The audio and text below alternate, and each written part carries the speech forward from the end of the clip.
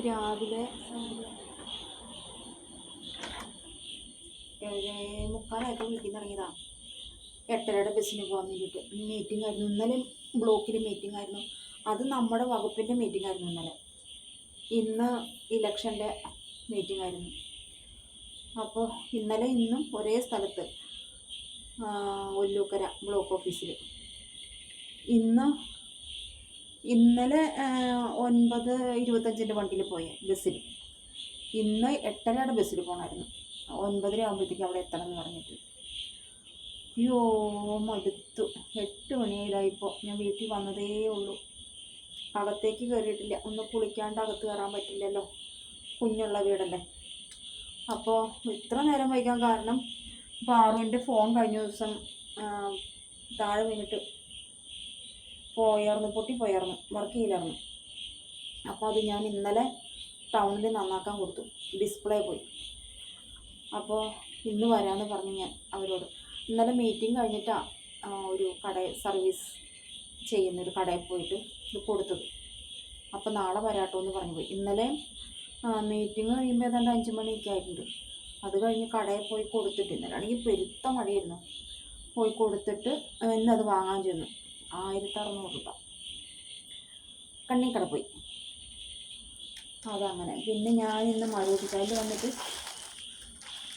പറഞ്ഞു കുടിച്ചിട്ടില്ല. പറവത്താ ഇപ്പോൾ തന്നെ ചായ കുടിക്കാമെന്ന് വിചാരിച്ചിട്ട് ഹൈദരാബാദിലെ കേക്ക്, ബ്രെഡ് കേക്ക് അല്ലേ സാധനം വാങ്ങിച്ചു. പിന്നെ ഇത് മധുവേട്ടൻ്റെ കടയിൽ നിന്ന് വാങ്ങിച്ചേട്ടോ, നമ്മുടെ മധുവേട്ടൻ പണ്ടാരി.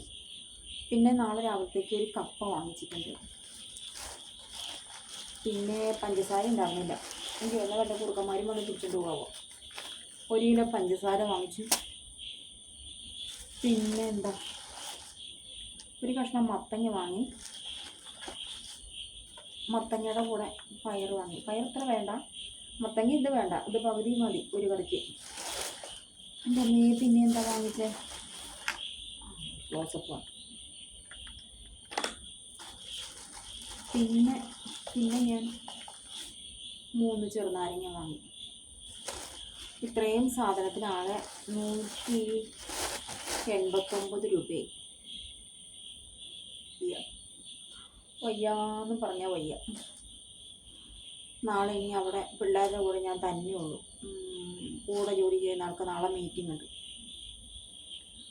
അപ്പോൾ 2 ദിവസം 3-4 ദിവസം വേറെ ഫോണില്ലാണ്ടിരുന്നു.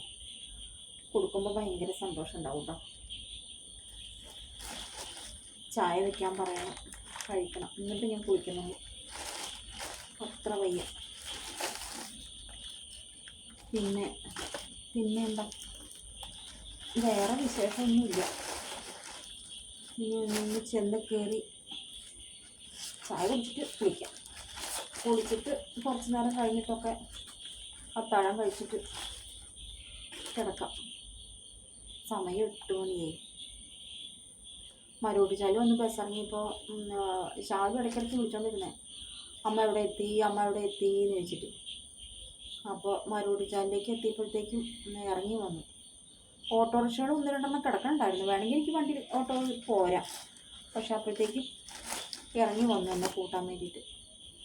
അന്നേരം പിന്നെ ശാലുവിൻ്റെ കൂടെ കൂടെ കയറി പോന്നു.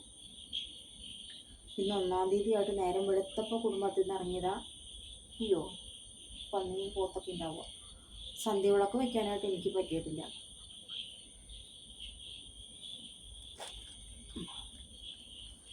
അപ്പോൾ കയറി പോട്ടെ കേട്ടോ. പിന്നെ കാണാം. ഫോൺ ഞാൻ ദൂരെ കൊണ്ട കുത്തിവെച്ചേക്കും.